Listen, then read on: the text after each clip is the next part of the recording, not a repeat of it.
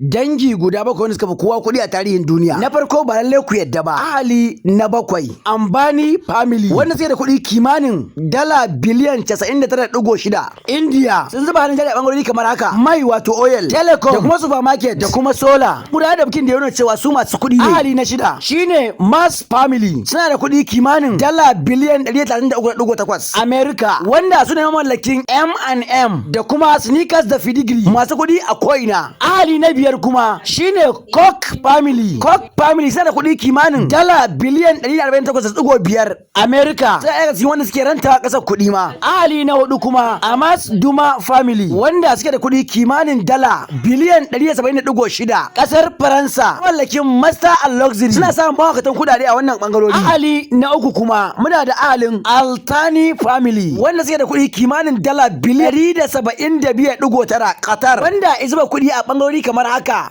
banki, hotel, PSG. Ahali na biyu kuma Walton family wanda suke da kuɗi kimanin dala biliyan 432.4. USA sun zuba hannun jari a Walmart here wannan su da wanda suka damarmala America. Ahali na ɗaya kuma shine ahalin Al Saud family wanda yake da kuɗi kimanin dala tiriliyan 1 Saudi Arabia sai dai su dama sun samu kuɗi a iya bangaren mai ta hanyar suka samu mawakatan kuɗaɗe.